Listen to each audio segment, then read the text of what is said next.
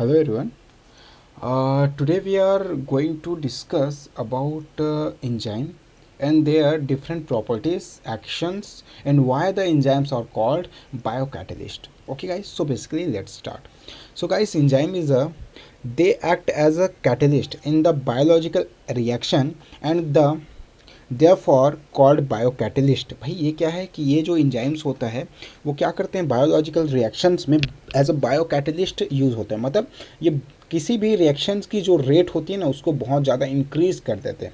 So they are known as metabolic regulatory. ये metabolic जो process है गाइस, मेटाबॉलिक समझते हो ना, तो मेटाबॉलिक प्रोसेस को क्या कर देता है, रेगुलेट करता है, कंट्रोल करता है। Okay, and the basic of an enzyme is a globular protein which act as a biological catalyst by speeding up the rate of chemical reactions। याद रखना कि इंजाइम जो है भाई क्या है, ग्लोब्यूलर प्रोटीन है। भाई all enzymes are protein but all proteins are not an enzyme. सबको पता है भाई कि जितने भी इंजाइम्स है प्रोटीन के फॉर्म होते हैं। तो कौन सा प्रोटीन के फॉर्म है, ग्लोब्यूलर प्रोटीन्स के, जो बहुत ज़्यादा क्या होते हैं, कॉम्प्लेक्स स्ट्रक्चर में बनते हैं, जो हम लोग प्रीवियस क्लास में कंप्लीट कर चुके हैं गाइस।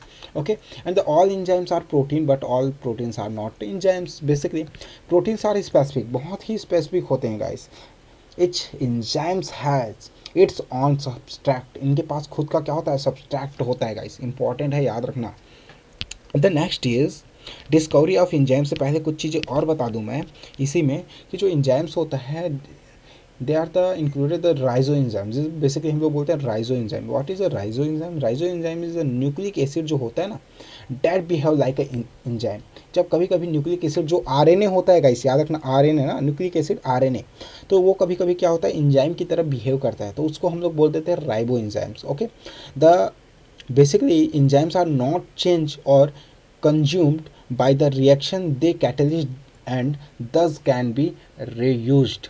भाई मतलब ये हुआ कि जो enzymes है वो क्या कर रहा है, किसी भी रिएक्शंस को चेंज नहीं करता, उसको कंज्यूम नहीं करता, उसमें पार्टिसिपेट तो करता है बट कभी भी उसका प्रोडक्ट नहीं बनता एज अ प्रोडक्ट। ठीक है, और जो रिएक्शंस है उसकी रेट को बढ़ाने का काम करता है। मतलब बस समझो कि किसी भी चीज़ को भड़काने का काम करता है ये। भाई रेट स्लो चल रहा है, एंजाइम गया और क्या कर देगा, उसको भड़का देगा। रेट बहुत ज़्यादा हाई स्पीड से हो जाएगा, उसका कुछ जा रहा है क्या, नहीं, वो बस उसके साथ जाता है सब्सट्रेट के फॉर्म में, फिर वापस एंजाइम अपना अलग हो जाता है, प्रोडक्ट अपना अलग हो जाता है। सीधी सी बात है। Enzymes form tertiary. बेसिकली कई जगह एंजाइम्स जो होते हैं टर्सरी स्ट्रक्चर्स में होते हैं, मतलब बहुत ज़्यादा हौच पौच हो रहते हैं गाइस। ठीक है, सीकड़ा हुआ है ऐसा टाइप का। कई जगह क्या होता है, कंप्लीटली वो होता है। कई बार क्या होता है, एंजाइम जो है राउंडिंग फॉर्म में होता है ऐसा, और बीच में कई जगह इसको सब्सट्रैक्ट फॉर्म में डिवाइड हो जाता है। बात को समझना, ठीक है। और यहाँ पे कुछ केमिकल्स के फॉर्म में वो क्या होता है, फील होता है। इसी को बोलते हैं the enzyme from tertiary structure 3D with some crevices. ये देखो क्रेविक्स यानी पॉकेट के फॉर्म में हो जाता है। Called active site into this which is the subtract fights. भाई मतलब ये जो है कैविक्स का जो रीजन बना है, ये जो छोटा छोटा पोर्शन बना है वही क्या है, उसका एक्टिव साइट्स कहलाते हैं। जैसे यहाँ पे मैं बोल रहा हूँ तो ये जो हिस्सा है ये उसका क्या कहलाता है, जो इसमें जो दिख रहा है ना आपको गड्ढे जैसा, वो क्या है, उसका कैविक्स के पार्ट, मतलब एक्टिव साइट्स कहलाते हैं। ओके, अब बायोमॉलिक्यूल्स का डिस्कवरी बता देते हैं गाइस कि किसने डिस्कवर किया था भाई। तो ये जो बायोलॉजिकली अगर हम देखें तो ये इंजाइम है गाइस, उसको Buchner as a German biochemist discovered enzyme in yeast. सबसे पहले यीस्ट में डिस्कवर हुआ था गाइस, याद रखना। जो किसने किया था, बंचर ने किया था। ओके, कुने cold the term enzyme means yeast. भाई इंजाइम को सबसे पहले क्या किया था, उन्होंने बताया था, नेम दिया था, जिसका मतलब क्या होता था, यीस्ट होता था। Sumner isolate first enzyme urease in pure crystalline from jack beans. Okay, तो जो समर थे सबसे पहले उसने क्या किया था, यूरिज एंजाइम जो था, यूरिया से उसको क्या किया था, आइसोलेट किया था, निकाला था। ओके, तो ये जो साइंटिस्ट है बेसिकली आप सबको पता है कि ये बंचर है। ओके, तो याद रखना बंचर का। प्रॉपर्टीज ऑफ इंजाइम्स की बात कर लें गाइस, तो इंजाइम्स का देखो, biologically nature of enzyme, biochemical nature of enzyme. Biochemical nature अगर हम लोग लें तो बहुत सारे इसके केमिकल्स नेचर होते हैं। Almost all enzymes are protein. जितने भी प्रोटीन्स है सब क्या है, जितने भी इंजाइम है सब क्या है गाइस, प्रोटीन्स ही होते हैं। मतलब उनमें प्रोटीन्स के भी क्या होने वाले हैं, फंक्शंस होने वाले हैं। There are some nucleic acid that behave like an enzyme, जो मैं आपको बताया था राइबो एंजाइम। ओके, याद रखना, दिस आर कॉल्ड, बहुत ज़्यादा हाई स्पीड से हो जाएगा, उसका कुछ जा रहा है क्या, नहीं, वो बस उसके साथ जाता है सब्सट्रेट के फॉर्म में, फिर वापस एंजाइम अपना अलग हो जाता है, प्रोडक्ट अपना अलग हो जाता है, सीधी सी बात है। एंजाइम्स फॉर्म टर्सरी, बेसिकली कई जगह एंजाइम्स जो होते हैं टर्सरी स्ट्रक्चर्स में होते हैं, मतलब बहुत ज़्यादा हौच पौच हो रहते हैं गाइस, ठीक है, सिकुड़ा हुआ है ऐसा टाइप का।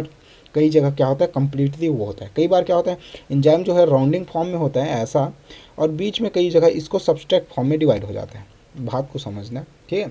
और यहाँ पे कुछ केमिकल्स के फॉर्म में वो क्या होता है फील होता है, इसी को बोलते हैं the enzyme from tertiary structure 3D with some crevices, ये देखो क्रेविक्स यानी पॉकेट के फॉर्म में हो जाता है, called active site into this which is the subtract fights. भाई मतलब ये जो है कैविक्स का जो रीजन बना है, ये जो छोटा छोटा पोर्शन बना है वही क्या है उसका एक्टिव साइट्स कहलाते हैं। जैसे यहाँ पे मैं बोल रहा हूँ तो ये जो हिस्सा है ये उसका क्या कहलाता है, जो इसमें जर्री जो दिख रहा है ना आपको गड्ढे जैसा, वो क्या है उसका कैविक्स के पार्ट, मतलब एक्टिव साइट्स कहलाते हैं। ओके, अब बायोमॉलिक्यूल्स का डिस्कवरी बता देते हैं गाइस कि किसने डिस्कवर किया था भाई। तो ये जो बायोलॉजिकली अगर हम देखें तो जो एंजाइम है गाइस उसको Buchner as a German biochemist discovered enzyme in yeast. सबसे पहले यीस्ट में डिस्कवर हुआ था गाइस, याद रखना, जो किसने किया था, बंचर ने किया था। ओके, कुने cold the term enzyme means yeast. भाई एंजाइम को सबसे पहले क्या किया था, उन्होंने बताया था, नेम दिया था, जिसका मतलब क्या होता था, यीस्ट होता था। Sumner isolate first enzyme urease in pure crystalline from jack beans. Okay, तो जो समर थे सबसे पहले उसने क्या किया था, यूरिज एंजाइम जो था यूरिया से उसको क्या किया था, आइसोलेट किया था, निकाला था। ओके, तो ये जो साइंटिस्ट है बेसिकली आप सबको पता है कि ये बंचर है। ओके, तो याद रखना बंचर का। प्रॉपर्टीज ऑफ एंजाइम्स की बात कर लें गाइस, तो एंजाइम्स का देखो biologically nature of enzyme, biochemical nature of enzyme. Biochemical nature अगर हम लोग लें तो बहुत सारे इसके केमिकल्स नेचर होते हैं।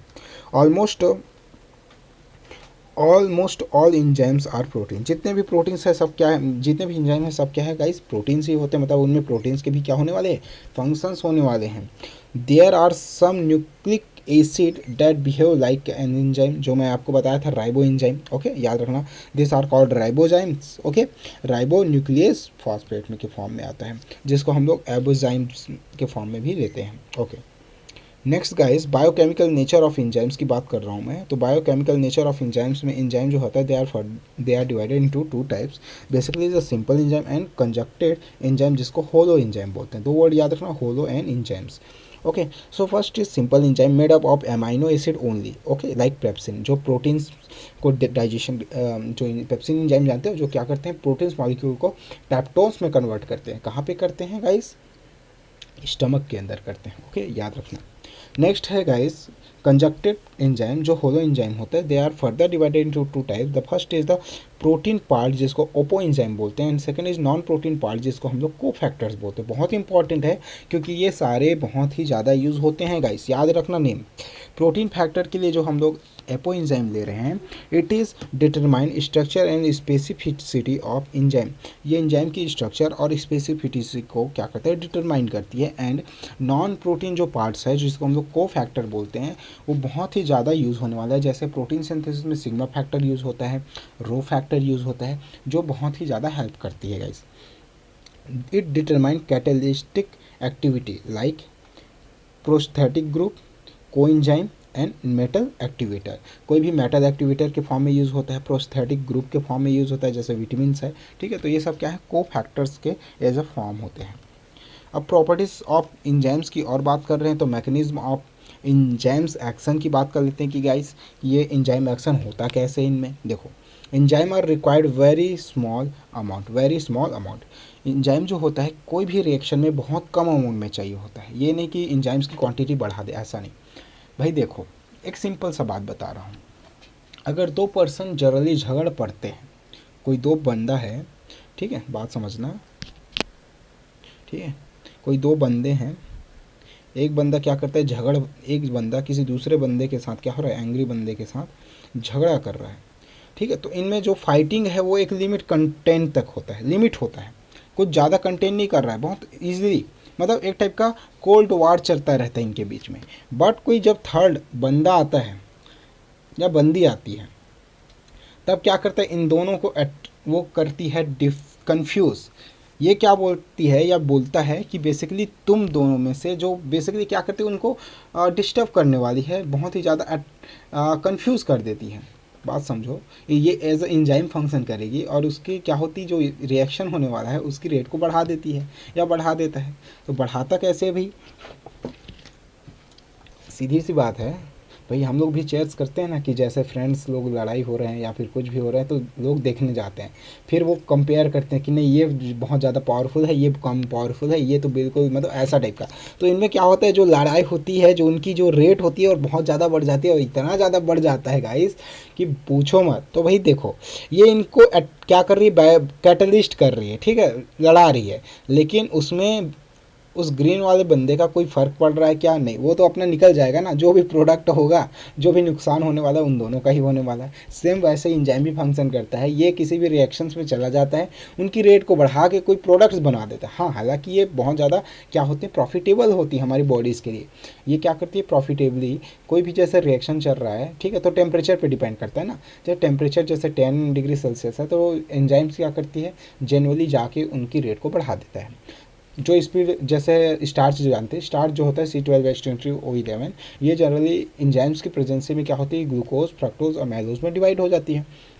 अब अगर इसकी रेट को अगर हम लोग टेम्परेचर बढ़ाते जाते हैं, बिकॉज ये क्या है भाई, ये प्रोटीन से है तो टेम्परेचर बढ़ने पर फंक्शन करता है।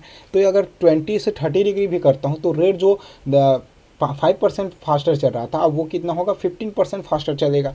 मतलब समझ रहे हो, टेम्परेचर के साथ बढ़ रहा है। लेकिन गाइस अगर 14 डिग्री सेल्सियस से ज़्यादा टेम्परेचर होता है तो ये फिर डीजनरेट करना स्टार्ट हो जाता है, क्योंकि ये भी क्या होता है, प्रोटीन्स होता है। प्रोटीन ज़्यादा टेम्परेचर पे क्या हो जाता है, डीजनरेट हो जाता है। मतलब एक लिमिट टेम्परेचर याद रखना, 10 to 14 के बीच में ही होना चाहिए। ओके, इसका अब देखो एक्टिवेशन साइट्स का, तो ये हो गया दिस कैन नॉट, देखो this reduce of amount of activation energy. ये जो एक्टिवेशन एनर्जी होता है किसमें भाई, जो रिएक्शन में चल रहे हैं, required to the start the chemical reaction, उसको केमिकल रिएक्शन के लिए इंपॉर्टेंट होता है, कुछ एनर्जी चाहिए होता है।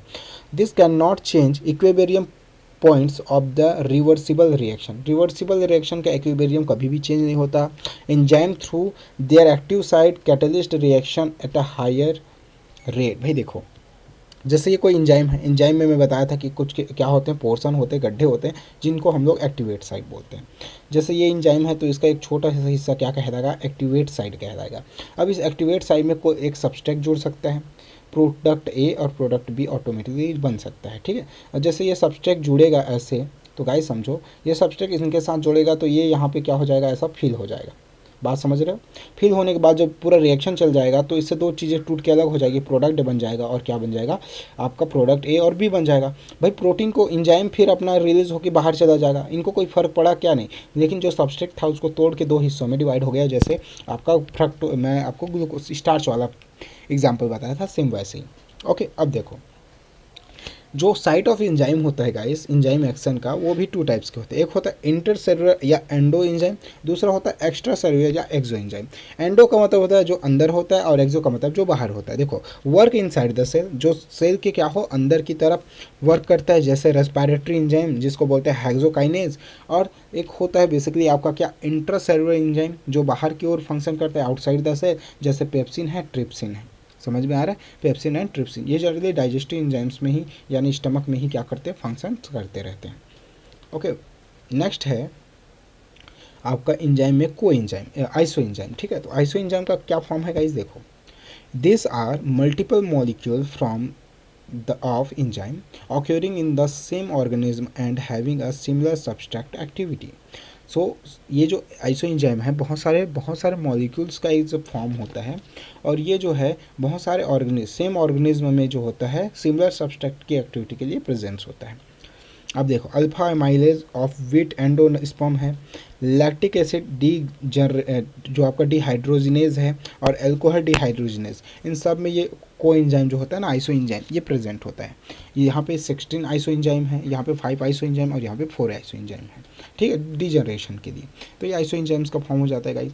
अब एंजाइम कैटलिस्ट रिएक्शन अगर देखेंगे तो सीधी सी बात है, this proceed at rate very higher. भाई प्रोसेस जो चलता है, प्रोसीजर जो चल रहा है, प्रोसेस जो चल रहा है, उसके रेट को क्या करता है, बहुत ज़्यादा बढ़ा देता है। देन डेट ऑफ अनकैटलिज्ड ऑन्स, बेसिकली जैसे कार्बन और हाइड्रोजन का रेट चल रहा है तो इसमें कार्बोनिक एनहाइड्रस एंजाइम आएगा तो उसकी रेट को बढ़ा के उन दोनों को क्या करता है, जोड़ देता है। Okay, if this reaction take place in presence of carbonic anhydrase the reaction speed with about, basically आपका क्या हो जाता है भाई, 60,000 molecules being form very second, ठीक है, every second will in absence of enzyme it produce only 200 molecule in an hour. भाई कितना फास्ट है सोचो, अगर एंजाइम नहीं है तो सिर्फ 1 घंटे में 200 मॉलिक्यूल बनते हैं, लेकिन अगर ये एंजाइम प्रेजेंट हो जाता है तो सिर्फ 1 सेकेंड में, एवरी सेकेंड बेसिकली आपका 60,000 मॉलिक्यूल्स बन रहा है। कितना फास्ट स्पीड हो रहा है, समझ में आ रहा है, ये एंजाइम्स की एक्टिविटीज़ होती है guys. Okay, mechanism of enzymes में देख लो, बहुत इंपॉर्टेंट है। The chemical which is converted to product is called the substrate. भाई जो चीज़ एंजाइम के साथ रिएक्ट करती है और प्रोडक्ट्स में चेंज होती है उसको बोलते हैं subtract guys. Okay, the enzyme have 3 dimensional structure including a active site which convert a subtract S into the product P. भाई अब समझो, यहाँ पे एंजाइम है, ये क्या है, सब्सट्रैक्ट है, ये उसका एक्टिव साइट है, ये डायरेक्ट इसके साथ क्या हो जाएगा, अटैच हो जाएगा अकॉर्डिंग टू योर बुक। ये अटैच होकर क्या बन गया, एंजाइम सब्सट्रैक्ट कॉम्प्लेक्स बन जाता है। एंजाइम सब्सट्रैक्ट कॉम्प्लेक्स के बाद ये फिर से टूटता है गाइस। ओके, टूटने के बाद क्या होगा, इसका जो एंजाइम है वो बाहर हो जाता है और ये जो होता है प्रोडक्ट्स को तोड़ के रख देता है, क्योंकि ये हाइड्रोजन बॉन्ड को तोड़ने की एबिलिटी रखता है गाइस। ओके, तो ये कुछ चीज़ें हैं जो बहुत इंपॉर्टेंट हो जाते हैं। ओके, अब देखो, ES complex is form when enzyme E bind with the subtract S. देखो ये दोनों जब बाइंड होते हैं तभी सब्सट्रैक्ट फॉर्म होता है। Then this complex is transient and unstable. ये कॉम्प्लेक्स जो होता है वो क्या होता है, ट्रांसिएंट होता है और अनस्टेबल होता है, मतलब ये कभी भी एक साथ रुक नहीं सकता। अब होता क्या है इसमें, देखो, soon the substrate is converted to product and is release from the activity side. ये जो होते हैं सब्सट्रैक्ट जो है वो बेसिकली प्रोडक्ट में क्या होते हैं, टूट जाते हैं और वहाँ से रिलीज हो जाते हैं एंड एक्टिव साइड से अलग होते हैं। After the reaction is over enzyme are free to bind with froth substrate. भाई जो सब्सटेंट के साथ जितने भी एंजाइम क्या हुए होते हैं, बाइंड हुए रहते हैं, वो सब क्या हो जाते हैं, रिएक्शन के बाद अलग हो जाते हैं और प्रोडक्ट अलग कर देते हैं। ओके, तो ये जैसे फॉर्म है, देखो ES, तो आपका एंजाइम सब्सट्रैक्ट जैसे जुड़ा तो एंजाइम सब्सट्रैक्ट कॉम्प्लेक्स बन गया, एंजाइम सब्सट्रैक्ट कॉम्प्लेक्स से सब्सट्रैक्ट को तोड़ के प्रोडक्ट बना दिया और एंजाइम हो गया अपना अलग, प्रोडक्ट हो गया अपना अलग। कोई रिएक्शन हुआ क्या, नहीं, बस ये है गाइस। तो आई थिंक एंजाइम का ये सब है गाइस, आप इसको और अच्छे से पढ़ सकते हो। ठीक है, ये मैं आपको स्लाइड दिखा देता हूँ, आप इसको अच्छे से पढ़ के इसका स्क्रीनशॉट दे दो और कोई भी डाउट होगा then you must comment me. Okay, comment करके बता देना, ये लो, ठीक है, ये आप बस स्लाइड ओके गाइस, तो इतना है आपको, आप इतने का क्या कर लो, बेसिकली स्क्रीनशॉट दे दो और इसको एक बार रीड करके देखना गाइस।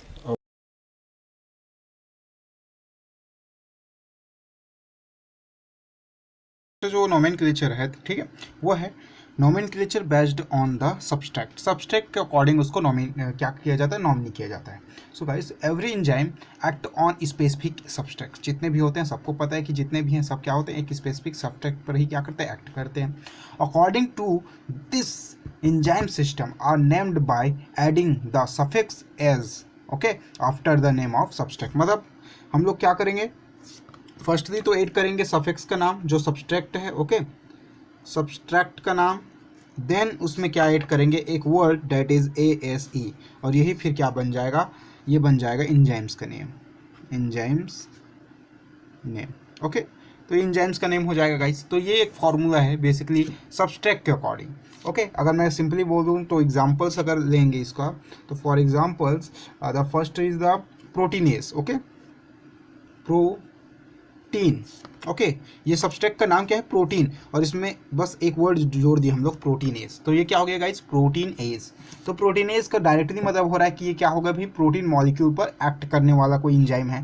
ठीक है, वैसे ही होता है, एक और होता है गाइस, माल्टेज होता है, माल्टेज यानी जो माल्टोज पर क्या करे, वर्क करे अपना। उसके बाद सुक्रोज होता है, सुक्रेज, सुक्रेज जो क्या करता है गाइस, बेसिकली सुक्रेज पे वर्क करता है। तो ये जितने भी हैं उसके नेचर सब्सट्रैक्ट के अकॉर्डिंग का क्या होता है, उसका नोमेनक्लेचर होता है। ओके गाइस,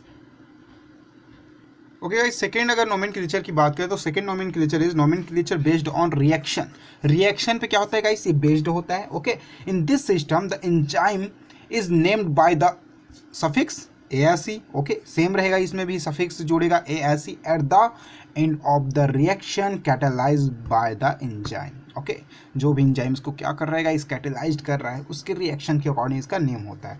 फॉर एग्जांपल अगर हम लोग इसमें लेंगे तो सेम रहेगा, रिएक्शन प्लस एज रखेंगे। एग्जाम्पल याद रखना है इसका। फॉर एग्जाम्पल हो जाएगा ये हाइड्रोलाइजेस,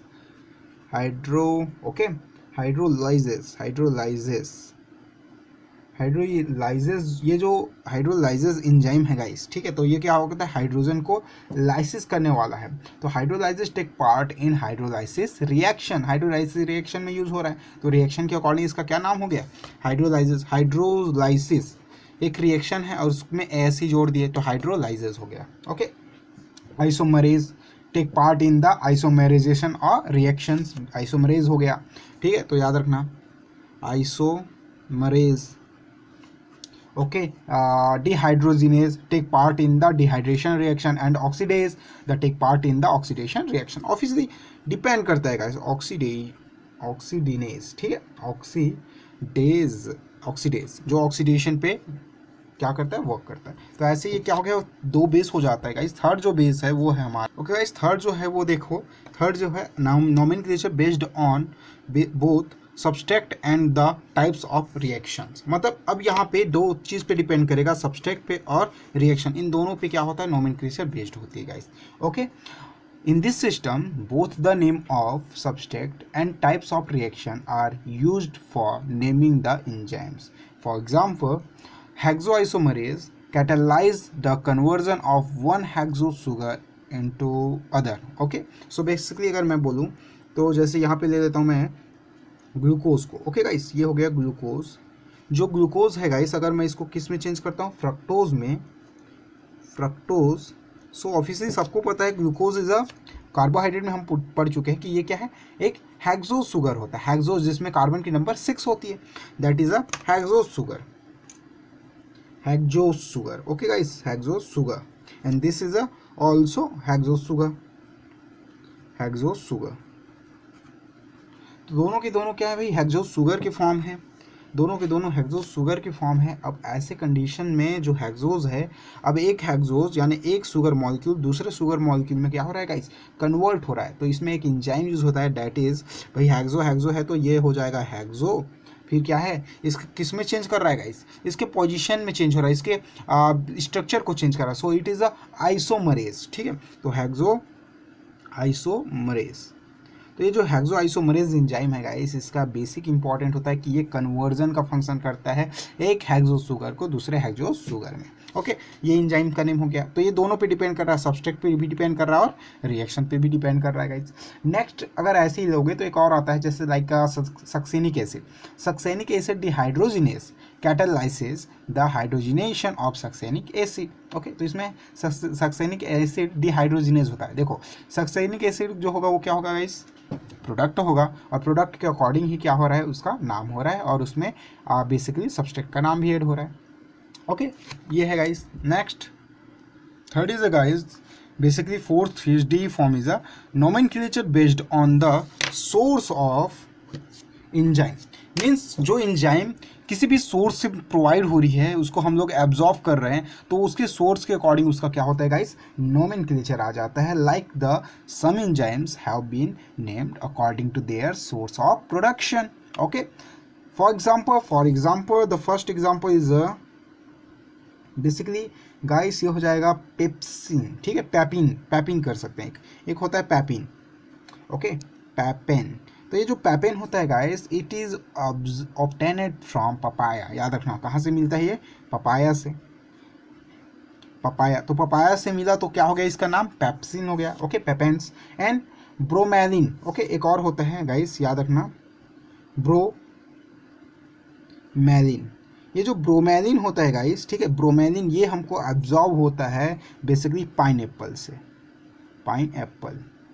तो पाइन एप्पल से प्रोवाइड हो रहा है, तो नेम मतलब ये क्या हो रहा है, सोर्स के अकॉर्डिंग उसका क्या हो रहा है गाइस, नोमेनक्लेचर हो रहा है। ओके, और ये सारा का सारा नोमेनक्लेचर याद रखना, IUPAC बी सिस्टम के अंडर होता है इंटरनेशनल यूनियन ऑफ बायोकेमिस्ट्री के अंडर। ओके गाइस,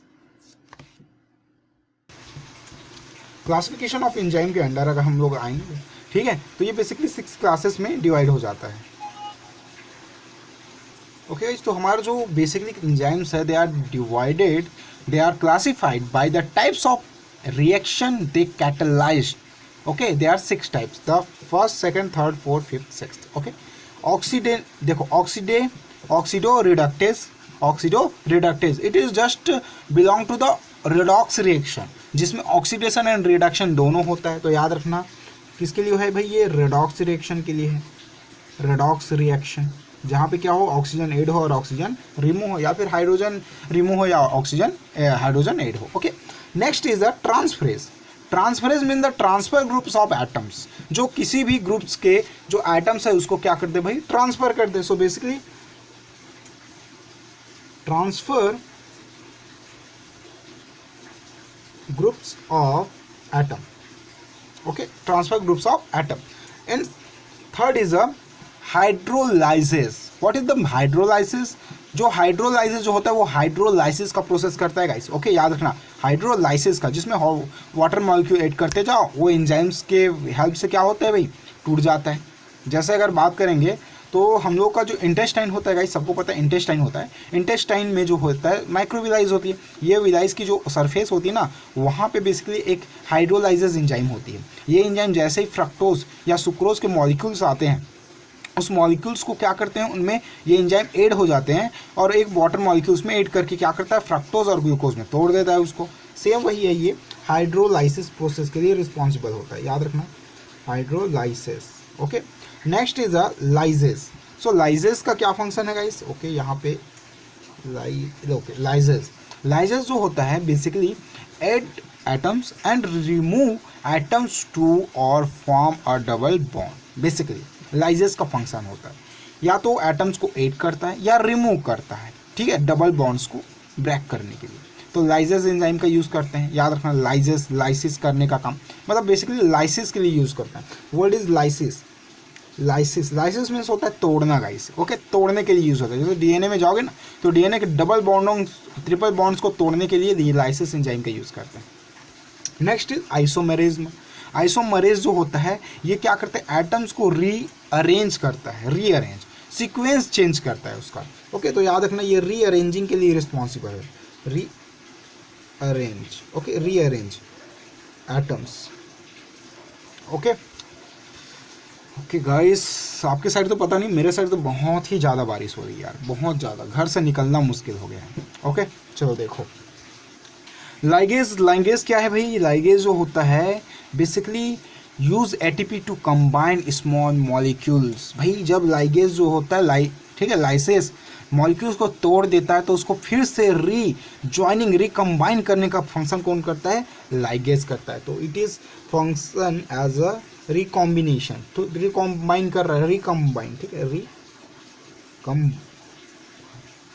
रिकम्बाइन करता है, या फिर क्या करता है, ज्वाइन का फंक्शन करता है, याद रखना ज्वाइन, ठीक है, ज्वाइन द स्मॉल मॉलिक्यूल्स।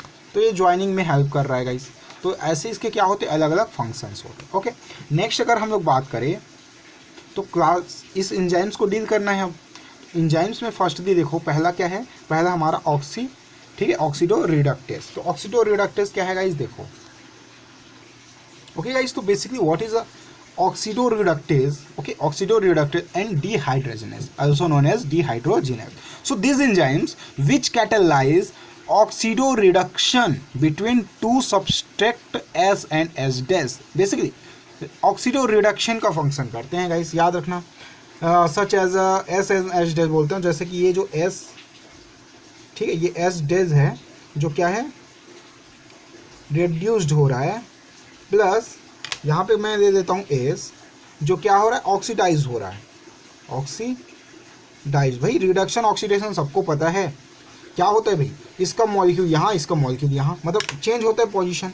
अब क्या होगा, जो एस ऑक्सीडाइज्ड रिडक्टेज था वो किस में चेंज हो जाएगा गाइस, ये चेंज हो जाएगा एस डेस ऑक्सीडाइज्ड में। एंड जो आपका क्या है गाइस, जो रिड्यूसिंग था ठीक है वो तो चेंज हो गया, और ऑक्सीडाइजिंग किस में चेंज हो जाएगा, रिड्यूसिंग में, रिड्यूस्ड। ओके, तो ये क्या होता है, बेसिकली रूल होता है ऑक्सीडेशन रिडक्शन का। ओके, सो यहाँ से हुआ क्या, जो आपका यहाँ से ओके, ये जो आपका मॉलिक्यूल था एज डेज रिड्यूस्ड, वो क्या हो गया, ऑक्सीडाइज्ड हो गया, मतलब ऑक्सीजन ऐड हो गया, और जो आपका ऑक्सीडाइज था वो क्या हो गया, रिड्यूस हो गया। मीन्स सीधी सी बात है, ऑक्सीजन ऐड हो रहा है और एक में रिमूव हो रहा है, मतलब दोनों प्रोसेस है, मतलब रेडॉक्स रिएक्शन वर्कआउट हो रहा है यहाँ पे। ओके गाइस, तो ये है बेसिकली, इसमें बहुत सारे एंजाइम्स यूज होते हैं। ओके, तो ये ऑक्सीजनेज के हैं। नेक्स्ट अगर बात करूँ तो नेक्स्ट जो होता है guys that is transferase. Okay, B जो है हमारा क्या है, ट्रांसफ्रेजेस।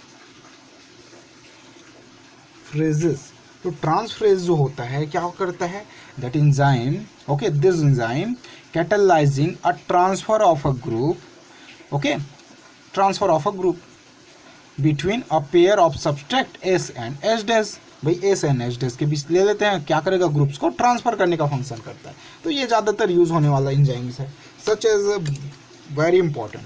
लाइक देखो गाइस, जैसे मैं बताया ये एस है, ठीक है, जैसे कोई एस डेज, जैसे एस डेज क्या है भाई, जी है, एच डेज जी, कोई सब्सट्रैक्ट है, एस है और जी है, ठीक है। अब इसमें मैं बाइंड कर रहा हूँ कोई enzyme that is H days.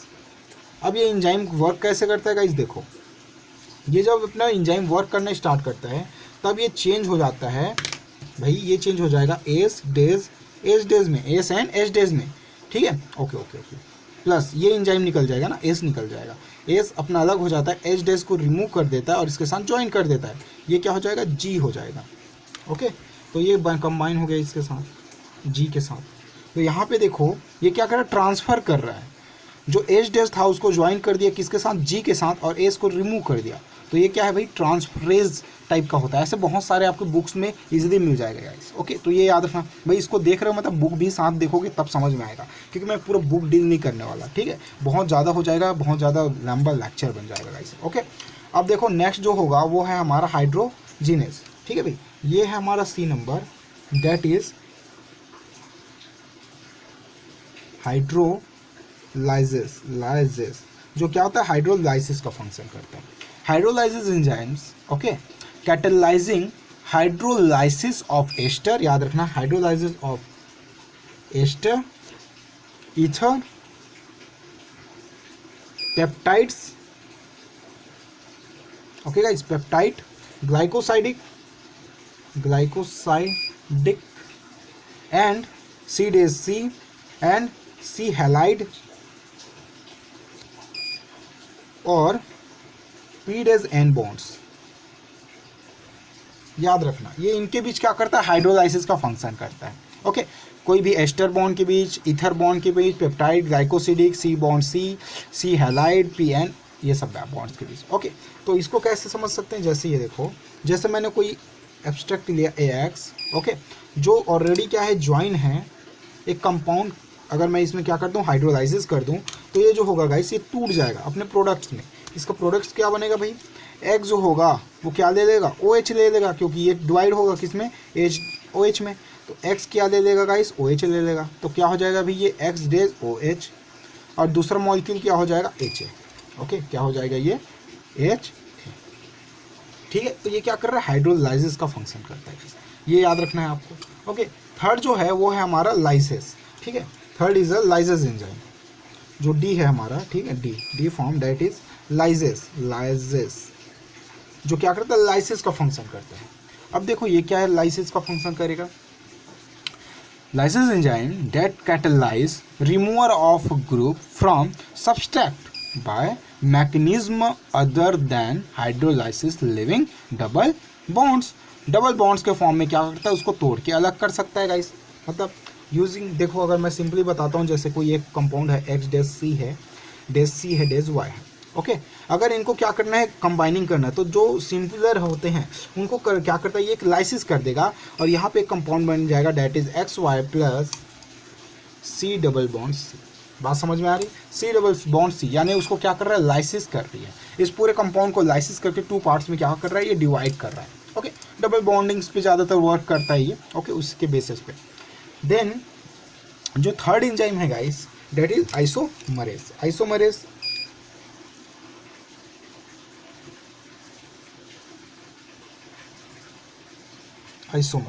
Isomerase जो होता है, isomerase includes all enzyme catalysing inter conversion of optical, geometrical और पोजिशनल आइसोमर्स। मतलब ये बेसिकली आइसोमर पोजिशंस के लिए रिस्पॉन्सिबल होता है। जनरली कुछ नहीं है, बस उसके फॉर्म्स को क्या करता है गाइस, ये चेंज कर देता है। ठीक है, जैसे माल्टोज का है, maltose and mannose, maltose mannose का जो सिमिलर फॉर्म होता है उसको चेंज करने के आइसोमेरिज में फॉर्म होता है। इसी के अकॉर्डिंग डी और एल शेप बनता है मॉलिक्यूल्स में। ओके, थर्ड इज बेसिकली जो हमारा एफ फोक्स है वो है हमारा लाइगेज। ओके, तो ये जो लाइगेज है ये क्या करता है गाइस, रिपेयरिंग का फंक्शन करता है, ज्वाइनिंग का, रीज्वाइनिंग करता है। सो जैसे ही आप जानते हो हाइड्रोलाइसिस हो रहा है वैसे ये काम करता है। Ligase enzyme catalysing the linking together of two compound, दो कंपाउंड को लिंक करता है।